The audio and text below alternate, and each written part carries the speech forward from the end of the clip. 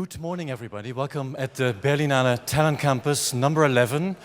Almost one of the last days of the Talent Campus, featuring filmmakers, not only presenting films in Berlin, but also filmmakers meeting here with 300 talented filmmakers from 96 countries, most of them here in this audience, as I see it correctly. This morning we have a very special session as British filmmaker Ken Loach is attending the Berlinale this year, presenting his latest work, The Spirit of 45. Ken Loach, esteemed for his work on political fights and upheaval, not only in the UK but also internationally, gained awards and acclaim at festivals in Cannes, in Berlin and in Venice and in many other festivals for films like Cass, Riff Raff, Raining Stones, The Wind That Shakes the Barley, A Fond Kiss, and many more films. His last film, for example, also The Angels Share. Please welcome on stage your moderator of today, producer, distributor, and also director of the London Film School, Ben Gibson, and Ken Loach.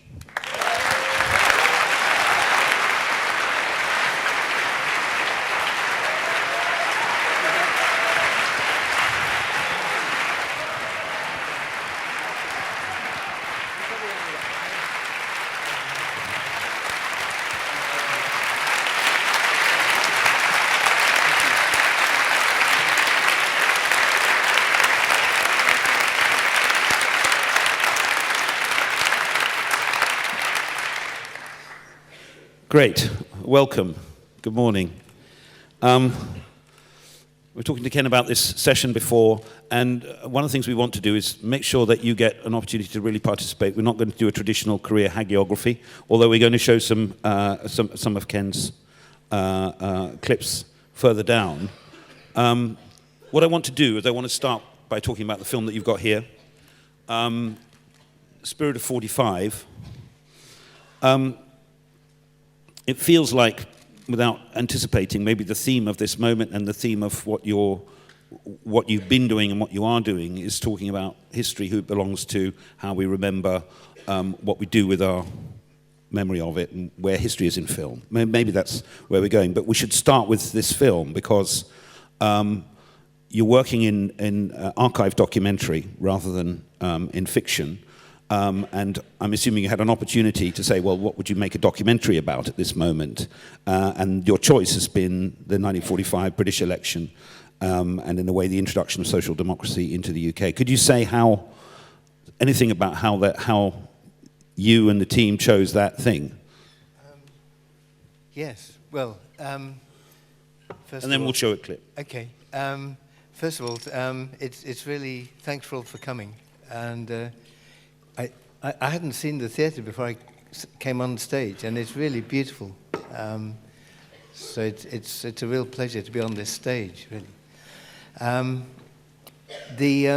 hadn't made a documentary for some years, and an archive documentary was particularly attractive because you don't have to shoot any film. It just comes into the cutting room. So the alarm doesn't go at 6 o'clock every morning to get out of bed. You can turn up at 9 o'clock and still make the film. So it was particularly attractive to senior filmmakers. And it was a story I wanted to tell for a long time, because after the war, there was a very strong feeling that there needed to be a new way of running society. The experience of the 1920s and the 1930s was one of great poverty for the working class people. Huge unemployment, alienation, soup kitchens, people with not enough food to eat, slums, terrible housing, and people said, we don't want to go back to that. And then during the war, a lot of the industries were taken into public ownership because the railways had been run by private companies and they'd been disastrous. So the government said, in order to fight the war, we have to have an efficient railway system. So they took it into public ownership. For the coal mines, they said we need a supply of coal, so we must take it into public ownership. Obviously, the armed forces are centrally organized. They're not private armies. And so after the war, people said, well, we took things into public ownership to fight. Why can't we take things into public ownership to organize the peace and to conquer unemployment, to conquer poverty, so that everyone can live equally and with some dignity? So they did. And we owned the water, the electricity, the gas, the railways, the coal mines, the steel industry, and finally the car industry. And it was a high point of British politics. It had many faults. It wasn't controlled from the bottom. There was no industrial democracy. The railway workers weren't organizing the railways along with the engineers and the passengers. It was run by a state bureaucrat from the top, same as the coal mine, same as everything else. So it was flawed. It wasn't perfect. But nevertheless, the idea that we could work together for everyone's interest. And of course, we established the health service, a huge jewel in our political history, where everybody had medical care free and everybody contributed to it according to their means. And we had a great program of popular housing, so that people had good houses, well built, and not done through a private contractor. So it was the idea of the public good and the power of working people to control their industries was a real high point. So we just wanted to tell this story. And the way you've made the film is that you've used the archive and then you've chosen witnesses who are not really experts or historians, except to the degree that they may be financial consultants or how is it supposed to work? Because there's a generation of people that when we all say, well, Thatcherism did this and was the end of that and so on. Those people, and there's also an international audience who have similar bits of history. How will this documentary work in bringing back these memories? Because I found it very powerful, but then I was aware all the time of my age and how close I am relatively to that generation. Well, it's a part of our history that is written out of. We don't talk about it now, because the consciousness now is about the individual, private companies, big corporations, an economy based on self-interest. So the time when the economy was based on the collective interest has been written out of our history. And as you say, we tried to do it through the memories of ordinary people. So that it's not academics talking, it's people who were there. There's a miner who raised the flag of the nationalized industry above his pit as he was the youngest member. There's a doctor who, for the first time, was able to treat a sick child when the mother had no money to pay for the doctor. And he said, today, I can treat your child and you don't have to pay me.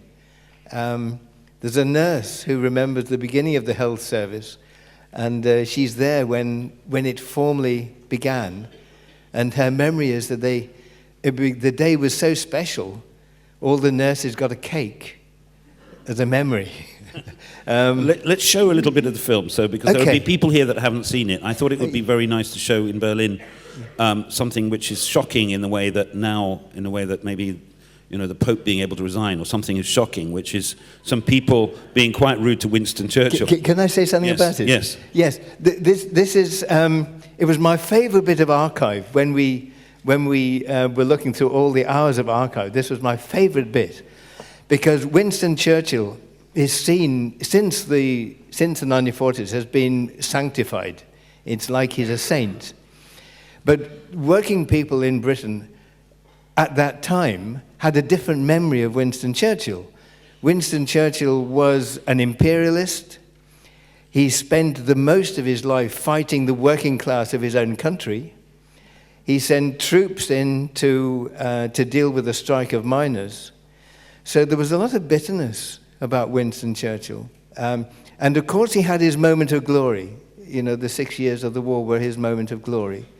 But I'm glad you've chosen this clip, because it's another way of seeing a man who was effectively a politician on behalf of the ruling class of his country, as well as being a wartime leader. I hope we got the numbers right, because you just changed it. But could we have the clip, please? Thanks.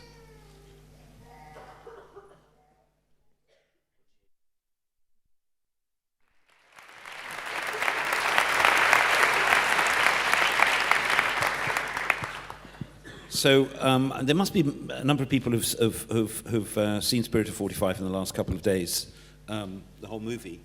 We said we were going to try and open out and get an agenda from the audience right from the very beginning of this discussion, as we will work through a lot of history in a number of clips. Are there any? I think it's always quite intimidating Yes, when you're in the start. audience to put your hand up. So, but if anybody has any thoughts, just call out. If not, we'll carry on talking. Yeah, we'll go on talking. So I'm going to use this to start talking about your method, and to go quite a long way backwards. So, but I'm not going to do the full history. So you had a short career in the theatre. You brought into television. You worked at Z Cars, which people might not know is a very important, groundbreaking, popular television series. And then you started to make plays in a period where really the BBC drama department kind of changed the agenda of what was happening in both television and in Britain. And those who, no doubt, this audience knows some of the landmarks of your early career, particularly the housing policy debate that was sparked off, and the film itself of Cathy Come Home. I want to jump forward and show a clip of Kess, because it's the beginning of your international film career. And I want to ask you, when you are thinking, I mean, in this case, you're adapting a book, but there is an area in which, right now, as your team of 3 people, in effect, with Paul Laverty and Rebecca O'Brien, you're saying, okay, where are we going next? What area are we going to head for? And then there's 6 months of research or something, which is sort of overlapping with the last film. Can you give a character to those kind of discussions? Right from the very beginning, working with Tony Garnett at that time, but there were different teams of that discussion about, okay, what's the next film going to be? Where are we going to go now? Yes. Well, the biggest question, I think, in filmmaking, in our trade, is what film do you try and make? What's the story? What is worth? What's the idea? What's the central idea? What is worth spending a year, 2 years of your life working on? And is the central idea valid? Is it worth sharing the idea with the audience? Does it have any significance? Will it mean anything to people? What's the point? And that question, or those questions are the biggest questions that we have to deal with. All the technical questions of how do we realize it, who should we cast, I mean, very important, but they come secondary. The biggest question is, what is the film? And I've always worked, as you say, with a very good producer, and I've been lucky. I've had 2 or 3 really brilliant producers, and 4 or 5 wonderful writers that I've worked with. And together we've shared a view, shared a way of looking at the world, shared an analysis of how society works and the mechanisms within society. And I think those are the questions that you have to hammer out even though the film you're doing is maybe a comedy, but nevertheless, there are always implications in the characters you choose, the story you tell, the place that it has in the world, the significance of it. They all relate back to a fundamental view of how the world is. And personally, I can't stress that too much. I can't imagine working on something with a writer where you don't share that view, because it determines everything, determines the whole essence of the project. And so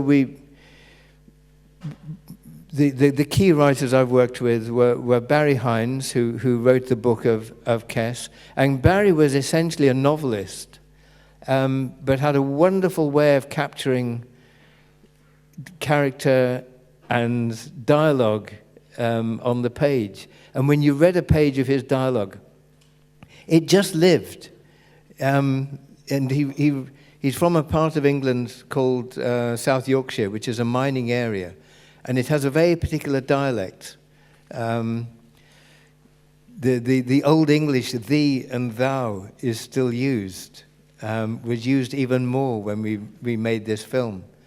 And he captures the rhythm of that. And that to me is the essence of the writer, is not to be able to break a script into scenes and directions. That's the director's job, or can be the director's job.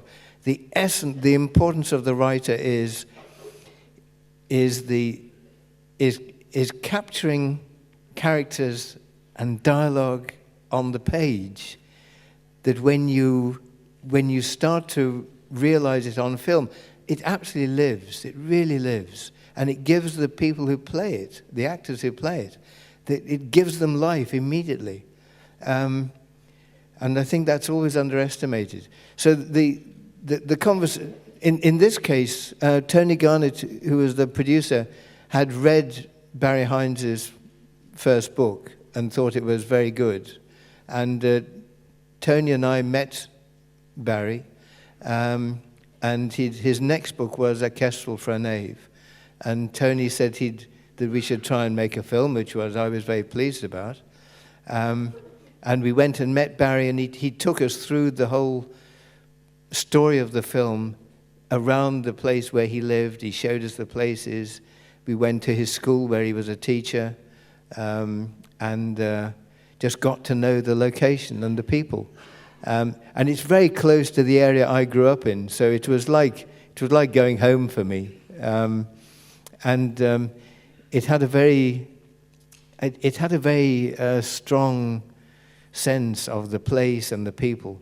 And then from the book, it was very simply a question of editing into a narrative, and reducing it to the essential narrative that you needed for the film, and losing the sections that were literary or were in the characters' heads, and just paring it down. And it's the easy job. It's a job that a sub-editor does on a newspaper every day. It's not, we shouldn't overvalue that job. That's the creative part is putting it on the paper, on the page. The creative job is starting with a blank sheet of paper and a pen and ink and writing. The easy job is say, I'll cut that bit out and I'll go from that bit to that bit. That's easy. So that's why I have huge respect for writers always, and feel that they are very undervalued in our business. And then your job is to make it feel absolutely as though it's never been written down at all, and it's only just occurred to the person on the screen, which is in a way, I've chosen a clip quite eccentrically. I haven't told you the clips, okay. which is about careers, future careers, which links back to the mines and everything else. Can we just have the clip, and then we'll talk a bit more about Kess?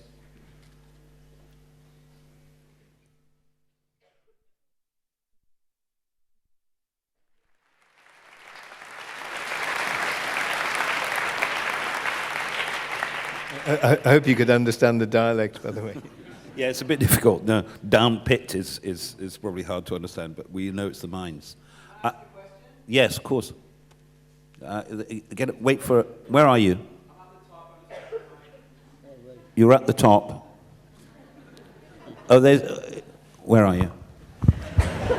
I still can't see you. Right up, right up. Oh, right up there, Yeah, okay. yeah.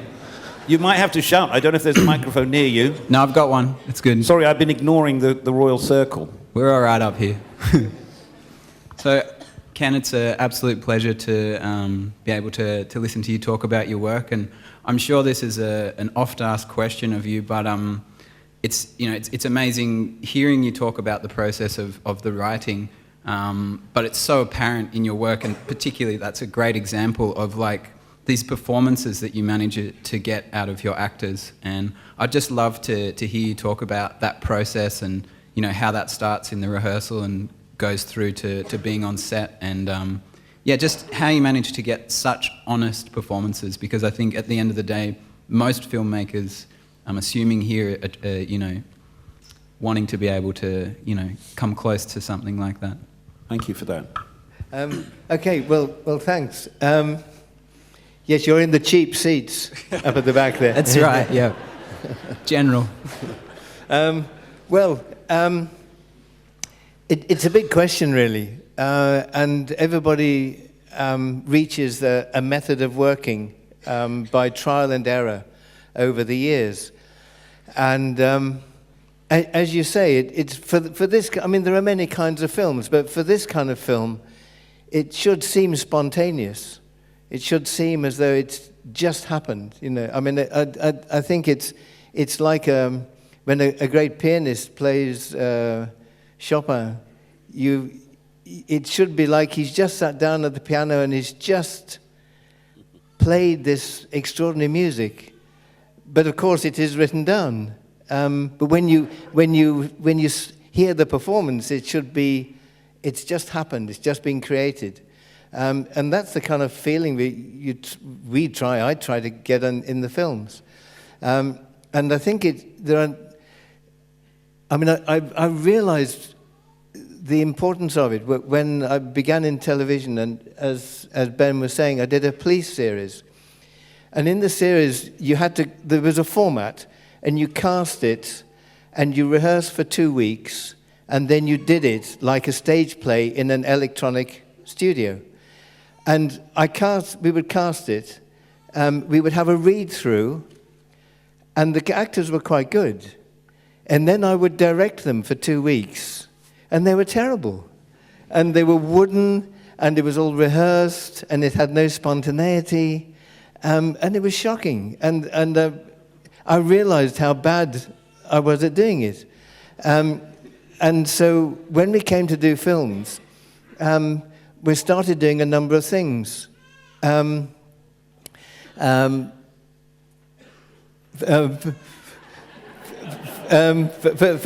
of all, we abolished the read-through completely, so nobody reads it through. And then we started to shoot in sequence.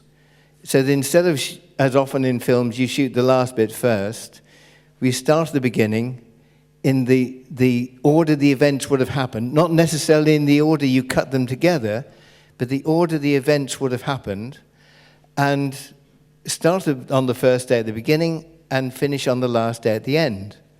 And the accountants complain about this and say, well, you have to keep going back to the same location. But I'd sooner have a simpler location and shoot in sequence than have a very expensive location and shoot the beginning, the end of the film at the beginning. So it's a question of priorities, because that way you take the actors through the story and they can develop. And what we film today is then a rehearsal for what we're going to film tomorrow. And you don't have to talk a lot about the state of mind you'll be in when you do a particular scene, because you've done the preparation, which is the scene we've done yesterday. Or the scene we do today is a preparation for the scene we do tomorrow. So you don't have to intellectualize it. It's simply an emotional memory, and it doesn't have to go through the brain. Because I think the best weapon you have, the strongest element you have as a director is the actor's instinct. And the actor can be detached from his instinct, as I found out doing my bad rehearsals. The actor's instinct is the strongest element you have. And the instinct should just come without going through the brain and working it out, because then it's not instinctive. So personally, I rely on the actor's instinct, absolutely.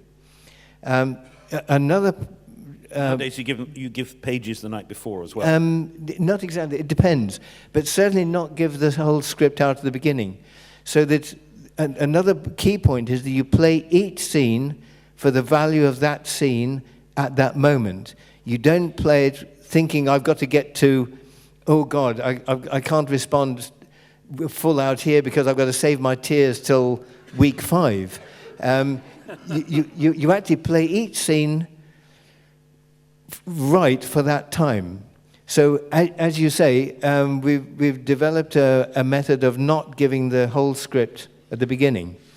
So the important thing is the performers have got to know everything about the past of the character, so you can't surprise them by something from their past, because that's not helpful. But for something they have no control over in the future, then if it's a surprise, then you have to shoot the surprise. You have to shoot the shock, because even the most talented actor will have trouble being shocked twice, because the timing of that is so instinctive that to reproduce it is almost impossible. And I mean, I've worked with fantastic actors, brilliant actors, and that's the hardest thing, is surprise. So if there's a surprise, you've got to shoot the surprise, which means you can't show the whole scene, the whole script, before you start. I mean, central to the whole process is something I haven't talked about, which is casting. And that's a long process. And it means, I think there are various things you can't, very difficult to act. It's very difficult to act a different social class from your own, because upper class people have things that they just get accustomed to, that they do without thinking, that is absolutely, it's not instinctive, it's not born in, but it's learned from a very early age. Just a way of dealing with people. It's absolutely, they've been rehearsing this all their lives. Same for working class people, same for middle class people. So very hard to transcend class. You can put on a different voice, but it's not true. So I think you have to cast within, you have to respect the class of the social class. Also the place. I mean, you couldn't get, it's very difficult to reproduce an accent or a dialect. You can do it phonetically, so it sounds okay, but it's the choice of words, it's the humor, it's the rhythm of speech, it's the attitudes that are contained within language. And you can do it phonetically, but absorbing those whole attitudes is, I think, difficult, if not impossible. So I'd always choose people from the place and always choose people from the social class. And then finding the people who, when they reveal themselves, and this is critical, I think, when they reveal themselves, they reveal something about the character. So you want them to be vulnerable, and that's very brave, and you discover that when you're improvising with people before you cast them. Find actors who are vulnerable and open and put themselves in, don't have strong defenses to defend themselves emotionally. So they're prepared to be open, and then take them through it stage by stage. And sometimes within the scenes you have to spring little surprises. So like in that scene, I would have just said to David, David in the film, in the story, plays the boy. His brother is looking for him because he's in trouble with his brother. So that's why he's anxious. He's got to hide. So I said, look, don't, because your brother's looking for you. You've got to escape. So the timing of his getting up and down was down to him, and it was different each time. So that meant that Bernard, who was playing the adult, responded differently each time. So each time it had a different rhythm. So he had to think it each time. And I think that means that you never settle into such a dead pattern that you're simply repeating the same pattern over and over again. Sorry, I'm talking too much, but it's fine. a big subject. It's fine. We've got 2 or 3 more questions, which might be about performance. I want to store a few up, and then so that we get some clips in too and some other stimuli. But somebody's actually got the microphone there in the middle, so we'll go with you because that's 9/10 of the law. Yes, Ken, I'm going to take you back to the spirit of 45 and ask you how much of that spirit actually fueled or inspired you as a filmmaker? And what would you say, like you said, it was the high point of British politics at that time, and it's sort of been all downhill from there. And what would you say to young filmmakers now who don't have that sort of a spirit, considering the world has changed and the individual and the privatization that has gone on, and globalization and small conflicts everywhere? What would you say to a young filmmaker today trying to make the kind of films that you've made, which are mainly anti-establishment films? What would you say? What would you say to inspire young filmmakers of today? That's because the it's Uber very question. Okay, so. Okay.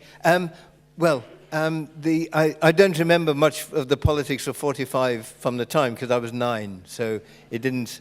I remember the euphoria at the end of the war and people coming home, but I don't remember the politics.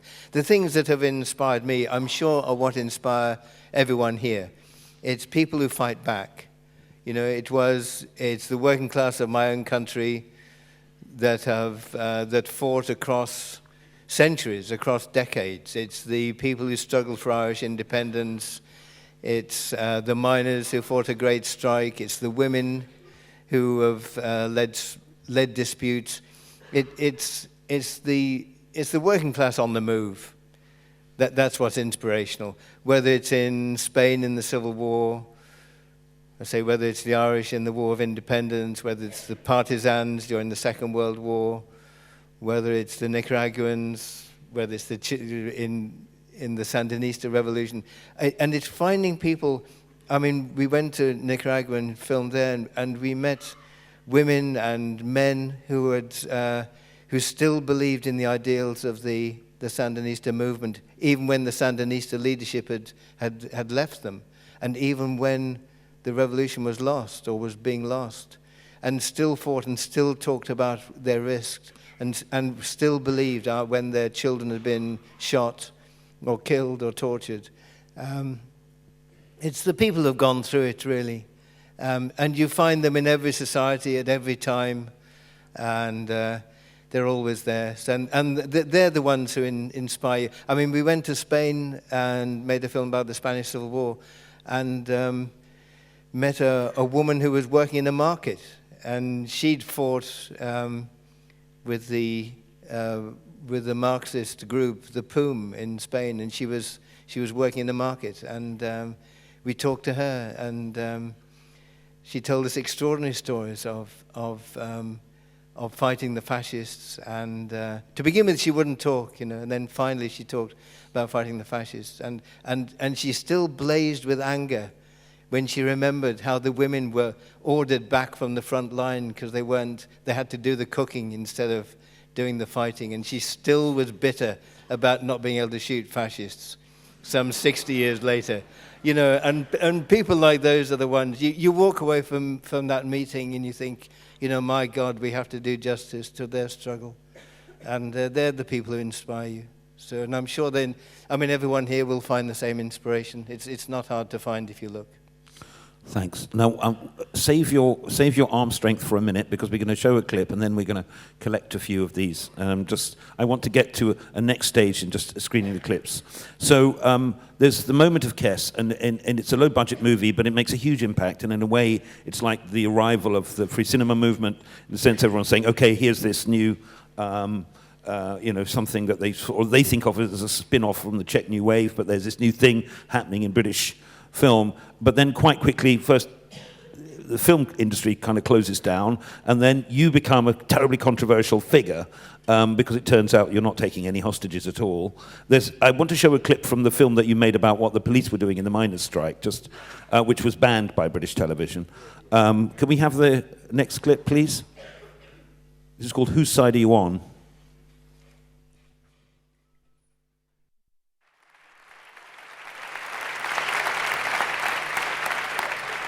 So I don't want to go into the history of that, because it's very Anglo-British, and there was a moment when that was banned for television and so on. But it seems that one of the things is that when we were asking you, how do you find a project, you're looking in places where other people aren't looking, I suspect, because a lot of your films are about civil war more than they're about war. They're actually about conflicts which are hidden and sort of not discussed.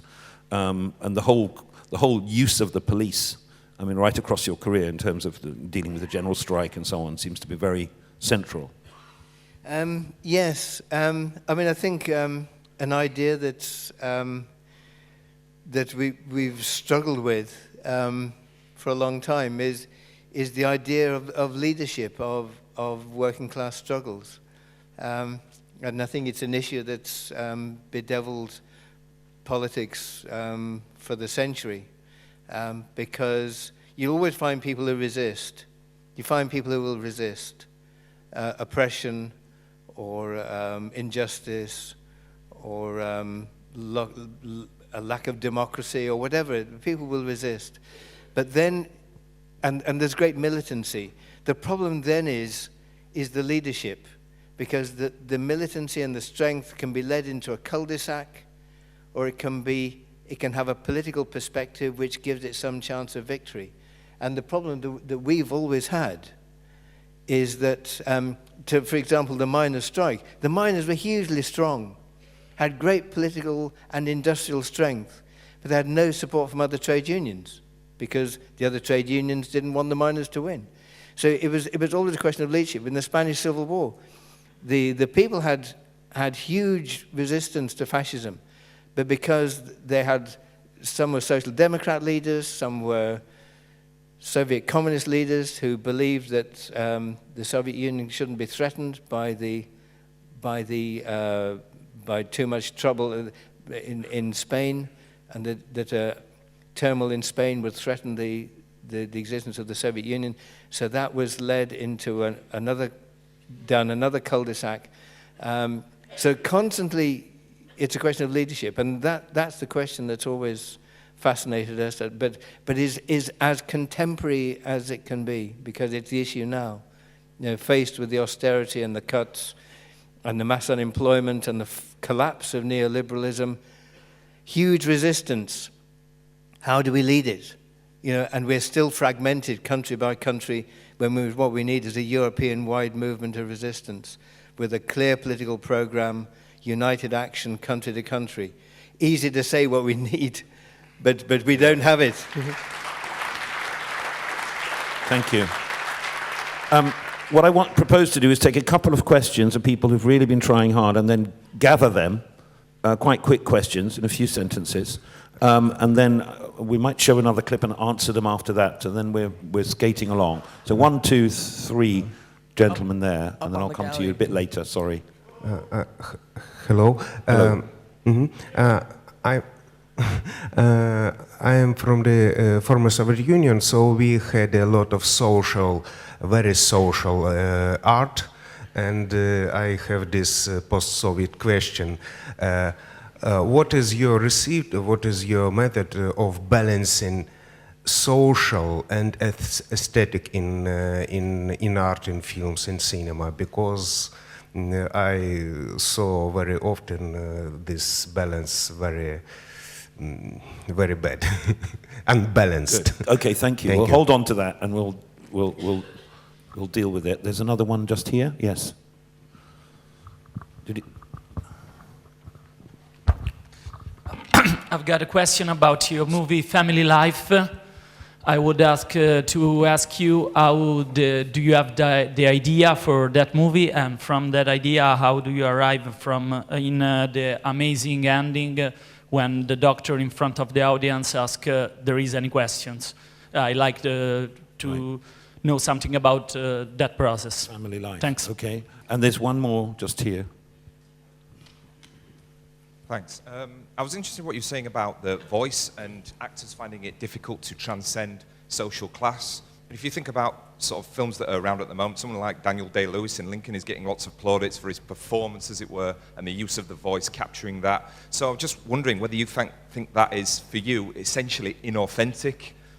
You know, even somebody as sort of great as Daniel Day-Lewis, if you think he's great. Okay. All right. What we're going to do is we're going to see Ricky Tomlinson, who's a very, in a way, I think, a very classic Ken Loach actor, in Raining Stones, and then we're going to address those three things. Is that all right? Can we have the Raining Stones clip, please?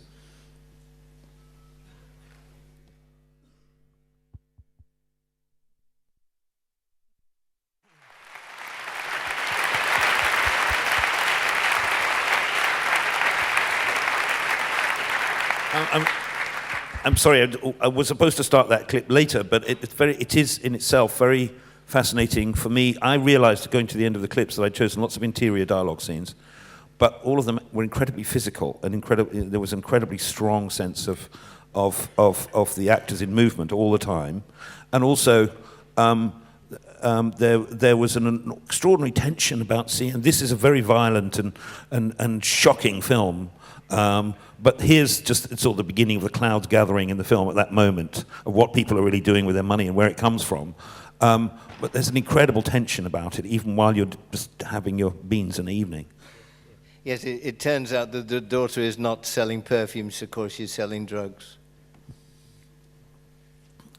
Can we go back, just talk about a couple of these things that we've got on the boil here? Yep. So there's the question of, is there a notion that there's a social and aesthetic things going on which need somehow to be balanced one against another, was the first question that you were asked to deal with.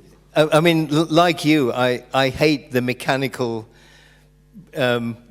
images of the working class on the move with a fist in the air. You know, I hate that. It's inhuman. It doesn't touch us. It's a mechanical kind of art form, which I absolutely reject. And the political is always human, and it's as varied and as contradictory as people are. The political tradition that I came through when I was young was the opposite of Stalinism. It was socialist but anti-Stalinist. And we have always been very hostile to that glorified, that sort of false glorification. So I agree with you that the test always has to be, is it true in human terms as well as is it true in political terms? The question about family life, yeah. I mean, family life was the original idea came from the producer, Tony Garnett, that I talked about earlier. And it was based on the work of an analyst called R.D. Lang. It's since was very hotly disputed. I mean, put crudely, his thesis was that, and this is too crude, but to put it very simply, that madness was a response to an intolerable family circumstances. And it's more subtle than that, but in one line. And he did a very famous book called Sanity, Madness, and the Family, and took case histories of particularly young people who had suffered, he was very precise, suffered from the diagnosis of schizophrenia. And this was an amalgam, family life was an amalgam of several of these cases. And I think it was a useful position to take, but I think it's now been modified. But there were truths within the family, which I hope the film dealt with, as well as the medical side, which I think probably we would question now, to some extent. But it was a very important film for us, really. But when it was shown in Britain, it failed abjectly at the box office, and the distributor, who was more used to doing kind of comedies of a sexual nature, said that it didn't take enough money to pay the usherettes. So that's a measure of how disastrous it was at the box office. But I don't regret. I mean, it was a good film to do, even though we didn't do it particularly well. And then you've got a question which is sparked off by Dan Day-Lewis. Yes, I haven't seen Daniel Day-Lewis play Lincoln. I don't know who won. Whether I think he did win. Daniel Day-Lewis 3, Lincoln 0, I think was the last score.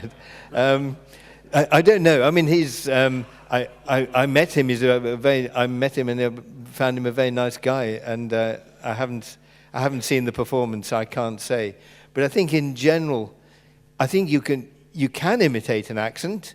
How people spoke in the 19th century, goodness knows. So anything that is that far back in history is a kind of, it's a guess at how people spoke. And it becomes very theatrical, I think. Inevitably, it becomes theatrical and becomes quite operatic, I would think. But I'd great respect for Daniel Day-Lewis, and as I say, I met him as a very nice guy. Great, thank you. So, so there's a moment where after that, after British cinema kind of collapses and the Channel 4 comes back and there are more movies, and you're able to make a lot more work. So you've had an extraordinary career, really, in the moment since Jeremy Isaac kicked everything off again with all of that work. And it's sometimes been quite high profile. I mean, I'm thinking of Hidden Agenda and Land and Freedom. There have been, pretty big films out there. I just want to ask you whether there's any kind of modulation over that time. Have you thought, okay, this is a film that we can do quite quickly. This is a film that's going to take a long time, which is going to be a big thing that we're going to try and make a big statement with. Is there some planning there? No, it's not. I don't think you can, in our business, you can't plan a series of films like that. We don't have that security. But I think what's always interested me and the writers and the producer I work with is that is to find the microcosm, to find the detail that describes a much bigger picture. So a lot of what we've done have been quite domestic, but you try and find a little story that, if you just tell that story well and accurately, then you reveal something about the whole society.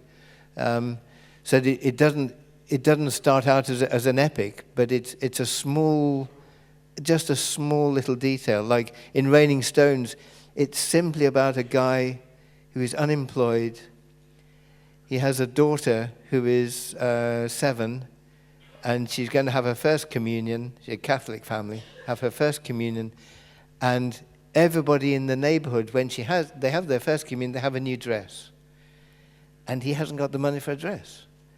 So how does he get it? And it's his efforts to get the money, his efforts to retain his dignity, and then the borrowing of the money from a loan shark and the consequences of his borrowing the money for the family, that is the story. But, a little girl needs a dress for a communion is a tiny, tiny thing. But you hope that in telling that story, it says something about the loss of dignity for the people who are unemployed, and the bigger question, why are people without work? So we tried that, but then sometimes there are big stories that determine the way we've all developed, determine the way the world has changed, and those stories you really demand to be told. So, for example, the struggle for leadership of the Republicans in the Spanish Civil War was something that the writer Jim Allen and I talked about for a long time. And finally we managed to tell it. Again, with a very low budget. I mean, we didn't have many soldiers. It was 2 trucks, I think, for the whole war, which was not really adequate. But well, actually, it's got some great war footage, but what I've chosen again is an argument right. in an interior. But should we have a clip from it? From the next one is Land and Freedom.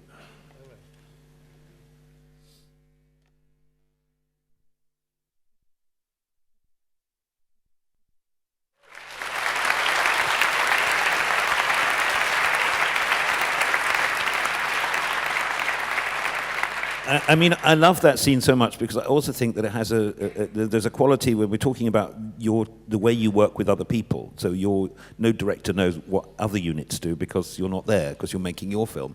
But there's a way in which this combination of people and actors and unit are doing something very extraordinary. Because if I look at that clip and then I look at some people arguing about politics in a historical movie, so even a film that I respect, like Warren Beatty's Reds or something, and people are arguing about Bolshevism, I'm seeing the actors speaking these lines about what position they're supposed to adopt.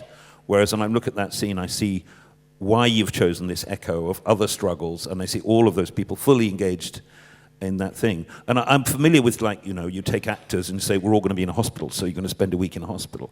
But I'm not really familiar with how you create a kind of communist cadre out of a group of actors. Well, it was an amazing film to make, really. And that scene was an amazing day and a half, and we had a mixture. We had the militia who were fighting, and there was people there, 1 or 2 actors, some young Spanish people, some with an anarchist background. Some with a socialist background. The guy who spoke passionately at the end was a car mechanic. The American who spoke is actually at the Berlin Festival this week. Actually, he's here. I was with him, Tom Gilroy, great guy. He's got a film here, and he was an American actor. Clearly, the German who spoke was working in Spain. Not an actor, but interested in politics. The guy who looked triumphant when the American spoke, he was an actor, but politically engaged. There were a lot of the earlier part of the scene was mainly from trade unionists who lived nearby, and there was one old guy who came along who was extraordinary. We were doing the film in this small town, and some of the trade unionists who were in the scene and who adopted different positions, but were very passionate about what had happened, and the passion still burned in them.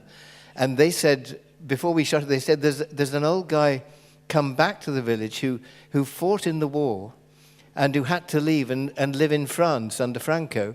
But he's just started coming back to see some of his family that descendants that he hasn't seen before. Can he be in the film? So we said, yeah, of course, bring him along. But, and he was a passionate Republican, socialist, hadn't lived in Spain under Franco at all, hadn't been able to come back.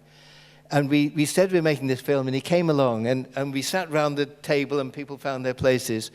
And the guy who was to chair it, to do your job, was an actor, but also a socialist, and he was going to just keep it in order. I didn't direct it; he kept it in order. I said who was to speak, but he handled it, and I directed it through him. And when we started to shoot, this guy, Jordi Dowdo, lovely man, I said, I just gave him a sign, and start, and we were turning. And he said, okay, the meeting's coming to order. And what we're going to talk about is the collectivization of the land in this village now that the landlord is no longer here. And this old guy was listening, and he put his hand up, and he said, excuse me, before we go any further. He said, who elected you? and I had to say, look, I'm terribly sorry, but it is a film. You know, we're doing a film. And I've asked him to run the meeting. He said, no, we don't do things like that. He said, you have to be elected. So one of the guys in the meeting said, okay, he said, I propose that Geordie Dowder is the chairman for this meeting. And someone else, a woman, said, yes, I second that proposal. All in favor, and they all put their hands up. And the guy said, yes, okay, it's okay now. He said, okay, fair enough. And then later on, he put up his hand to speak, and we didn't know what he was going to say at all. And he said, I have to say something. He said, the revolution is like a pregnant cow. If you don't give birth to the calf, when the calf is ready to be born, the cow will die. We need the revolution now. And it touched everybody. And I have to, I would find it very, very moving, that scene. It is an amazing, amazing scene. I'm going to throw it out more so that we promised that we'd get lots from the floor. There's somebody who was waiting before who was very, very patient. There you are. I just have a question. Wait for the mic so everyone gets it. Thanks. I just have... It's working? Do you give the actors the scripts before? Do they read them before the shoot or not? It's just a... It depends. It's a little time before. It depends on how much they have to say. If they're simply going to be, if there's no scripted lines, probably not. If they've got a lot to say, then however long it takes them to absorb it. So it depends. For some people, maybe half the script, because it's all about revealing. The early part of the film may be all about revealing their past. So for that, yes, I give them a lot. If the script doesn't reveal anything, then maybe just 2 or 3 scenes. So the central criterion is the director's job to make the actor as good as they can possibly be. If the actor is not as good as they're absolutely the very best they can be, it's the director's fault. It's never the actor's fault, because the actors will always have ability. They will always have qualities, and it's the director's job to bring them out, to polish them, to present them, to make them absolutely the very best they can be, to film them in the most sympathetic light, to give them moves that come from the guts of the actor, not from some elaborate conceit of the director. So like little directions like, flick your ash at this point, I would never give, because what's the point? The instinct must come from the actor always. So it's a pragmatic question when you give the script. You just have to work out when's the moment that they need to see this in order to do it well, but not to be too familiar with it, that it's become boring, or not boring, but taken for granted. And sometimes when there's a scene, when somebody has to make say a lot of things, then it's important that the other people in the scene really listen. So I wouldn't give the long speech to the other people in the scene, because what you want is their attention. And you get their attention by really listening. And if they've been reading it for 6 weeks, they're not going to pay attention so well. And the critical thing, suppose someone has to break down. You want them to break down. You'd never say to an actor, look, I want you to cry at this point, because they'll be terrified. Oh God, I'm not going to manage it. So you have to manipulate the scene in such a way that's what they will do, So it's always directing through other people. I have the impression also that you create a very special working environment for actors, because the situation of being an actor in a film can be extraordinarily kind of technical and harsh. And talking to, I personally worked with Barry Ackroyd, but you know, the whole. I remember Barry Ackroyd saying, you know, who has been a crucial part of this team, saying to cinematographers, look, it's fine, we can talk about lenses a lot and stuff if you like, but the fact is you're the one standing right next to the actress when she's naked and having a breakdown, and if you're not useful in that space because you're thinking about lenses, then they're certainly not a cinematographer. So that everything about making that performance, I have the impression in your space, is all contained and organized for that. Yes, absolutely. So it's quite a private thing, I think, filmmaking. You know, unless it's a big public event, you know, but the scene you're filming, but it's quite a private thing. So, you know, we have no monitors ever.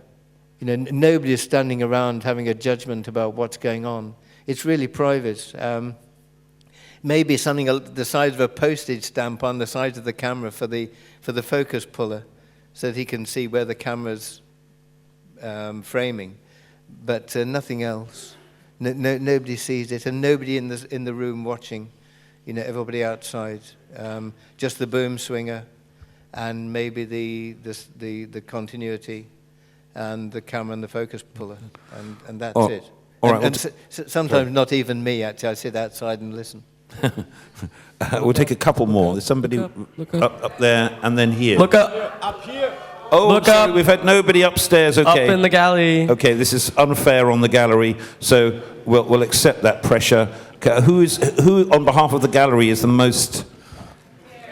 This gentleman here, right in the middle of the gallery, and then we'll come down to the gentleman in the red shirt.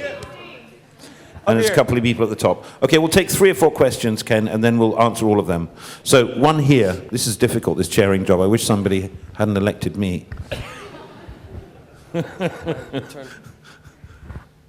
Okay, do you have a mic? Yes. I do apologize if the question may sound naive, but in your movies, do you only show a certain reality and certain circumstances, or do you intend to change these circumstances and this reality? Okay. Change or show. Thank you very much. Let's take one from the very top where there's also a certain amount of resistance. Thank you. First off, it's great pleasure. In 2009, you directed Looking for Eric. How was it directing a man such as Eric Cantona, who is not a professional actor, however, he is a great icon outside cinema? Thank you very much. And then we were just down here, the man with the red shirt, and then I'm coming to you. Hi. I had watched Land and Freedom at 11 p.m. all by myself in the cinema, which was a magical experience for me, but not that good for the film, I suppose. And we all want to make socially engaging films and documentaries, but if no one's watching them at the end, I guess deep down we all know the answer to this question, but I'd like to hear your thoughts on why do we make films to change the world or affect someone when that someone is actually not watching them most of the time? Right, how do we keep our faith? Yes. One question here. Yes, but just, I owe this lady in the third row. Thanks. You said before that even the best actor, even for the best actor, it's hard to be shocked twice, but you're not shooting the scene in one shot or one take. So can you say something about how to keep the actor's performance fresh and how to make him recreate it every time newly? Thanks. Can I add one question? Would that be okay? Here, just here. Up here. Up here. I see you. Yes. Hi. Yes. Just a very quick question about your recent movie, The Angels Share, which I enjoyed very much. Could I just ask where you got the inspiration for the story for that movie?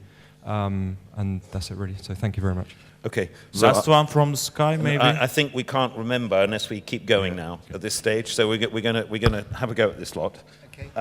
Showing the world or changing it, and how? As the man said, the task is not only to interpret the world, but to change it, really. So there's a good precedent for trying to change the world. I think it's a bit like judges and the law. The judges interpret the law, but at the same time, by interpreting it, they try to modify it. I mean, I don't think we can have such grand ambition. You make a film, you're one small voice in a great cacophony of voices from the press, from the politicians, from the media, from the huge public discourse. You make a film, you're one small voice. And we shouldn't exaggerate the effect we can have. But it's nice to leave people with a question. It's nice to leave people with a challenge, with some energy when they leave the cinema to pursue some ideas that they may already have. I think that's the most we can aim for, really, is to support those who we would want to support. And maybe to touch people that wouldn't be touched otherwise, to tell them a story they wouldn't know otherwise. And then when the cinema empties, then it's up to them, you know. Then you're on to Eric. Eric Cantona, great man. I was much in awe of Eric Cantona, and it was a delight to work with him. And he's a good actor. He acts as he plays football with great panache and great style and great charisma, and he was a great guy. And there's a lot I could say about Eric, but he was a good actor, and he just became part of the team. You know, as they say in my country, there's no I in the word team. You don't spell team with an I. There's no individual in the team, and he was a good team player. Eric? Then keeping the faith in the fact that there will be audiences and that the two people in the back of the stalls. Yes. Well, I'm sorry there was no one there when you went. So, some people did go. Enough people went to pay back the people who had invested in the film, and they made a little bit extra, so we could carry on working. And it has had quite a life after it was made, and you know, in other media, and still comes into the cinemas from time to time. So I'm sorry you went on a bad night, but maybe the next night wasn't too bad. And then finally, keeping performances fresh in many takes. Yes. Now that's a good question. You know, how do you keep the performance fresh? The main thing is shoot the reaction first. Maybe break the usual mold and shoot the close-up first. Whenever the person is going to be at their best, that's when you've got to be on them on the right lens. And sometimes you judge it wrong. You know, sometimes you judge it wrong. Sometimes you think you'll need one shot for the actor to get to the point of the emotional point you want to get. So maybe you'll do a looser shot that will start to generate the emotion in the scene, and then you have to cut that shot short. Don't film the whole scene. Go to another angle.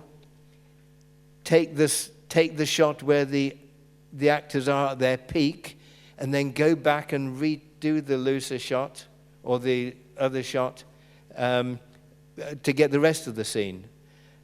You'd have to judge it moment by moment. As for shock, then again you've got to shoot the angle that you want to use for that shock.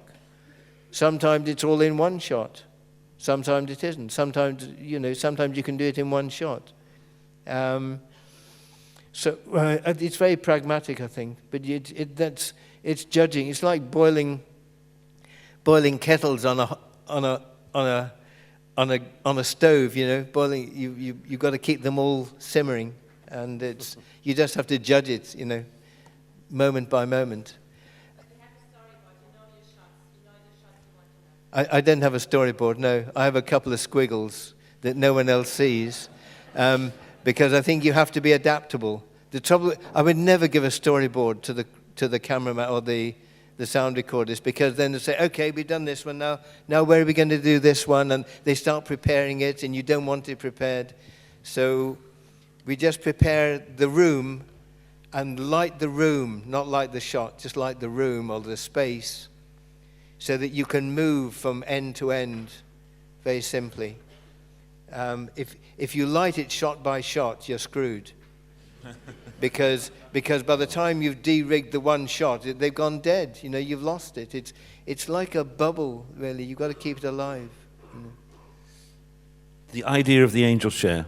The angel share came conversations with Paul Laverty, the writer.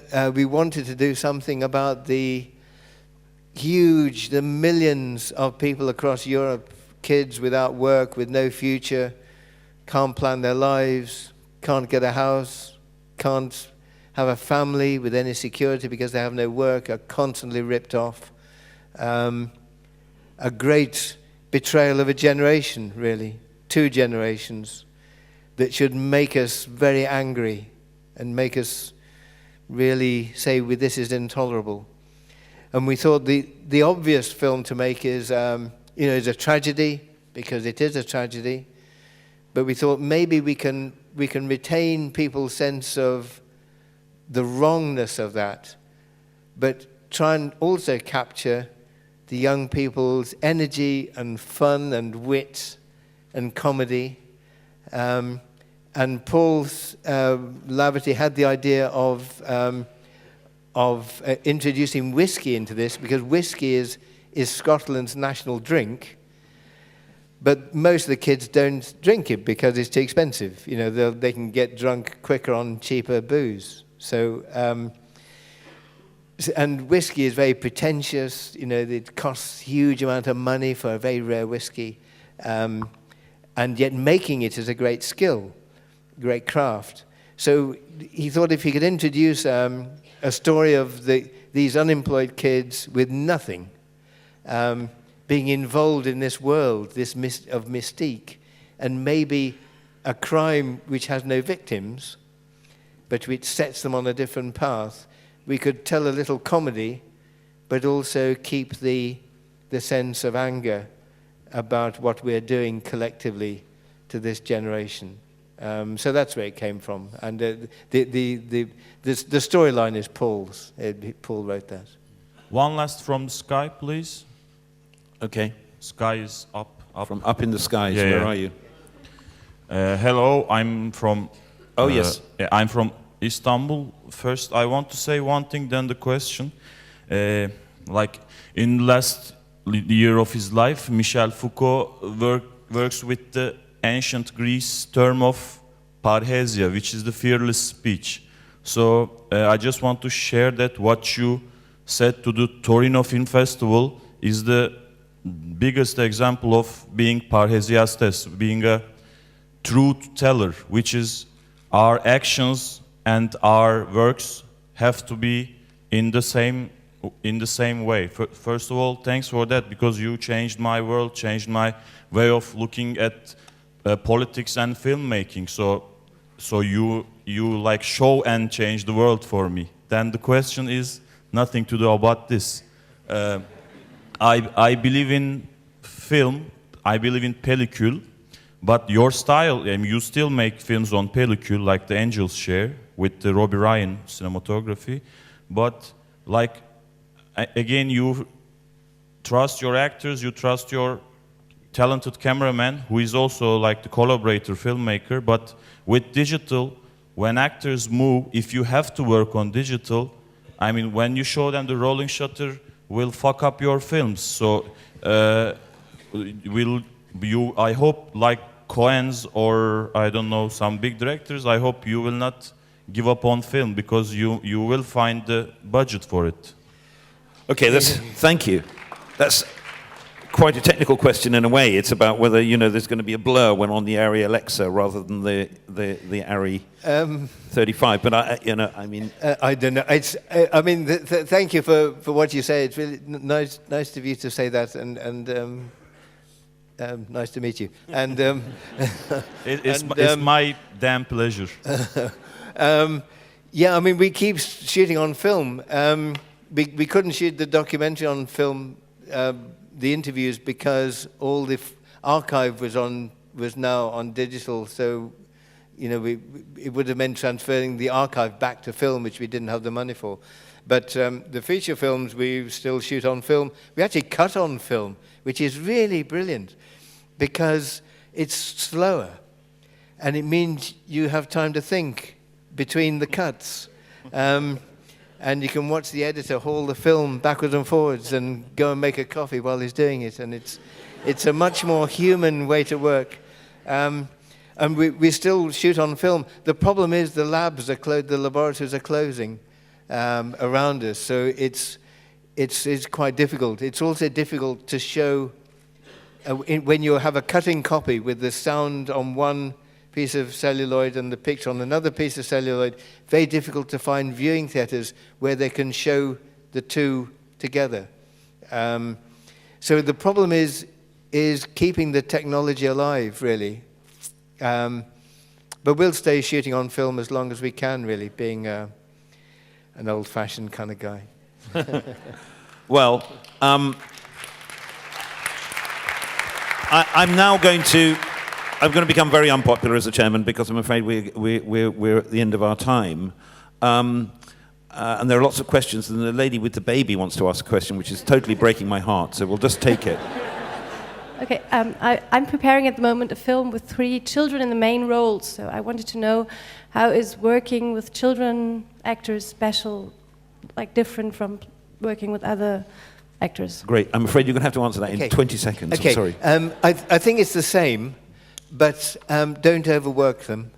Only make the shots very simple.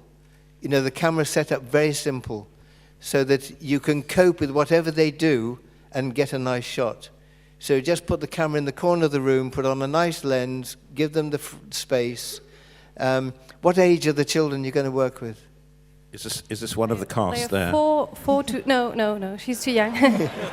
4 to 12, three children, 2 boys. They are 12, 8, and 4 Yes. girls. Yeah. Well, they will get tired, you know. So allow for them to get tired. Don't overwork them. Keep them. Don't spoil them. Key thing. Don't spoil them. I mean, sometimes film crews, you know, they ply them with sweets or they give them too much chocolate. Fatal. Don't do that. And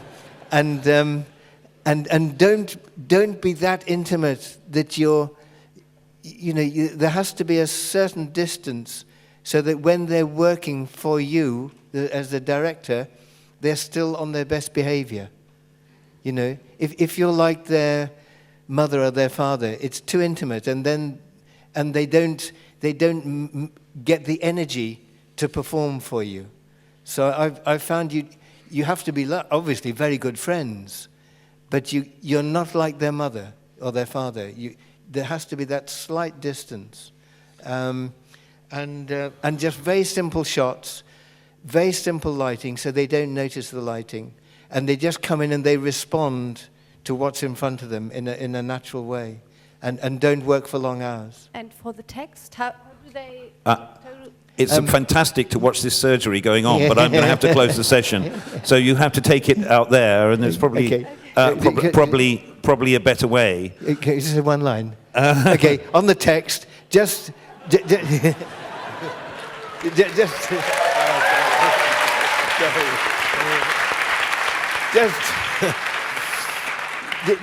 them the line or two before they do the shot. If it's the 12-year-old, he might be able to learn to have some lines beforehand. But the 4-year-old or 5-year-old, just give them the line before they do the shot. I would. But it's trial and error, you know, you'll soon see.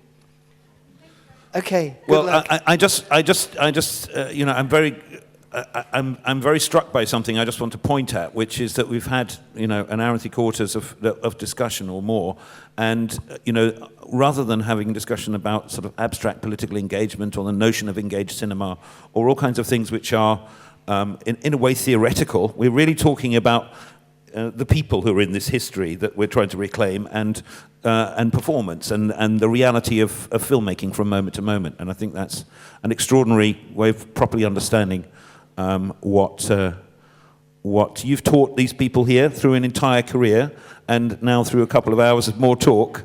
And so on their behalf, I'd like to thank you very much indeed. Ken Loach.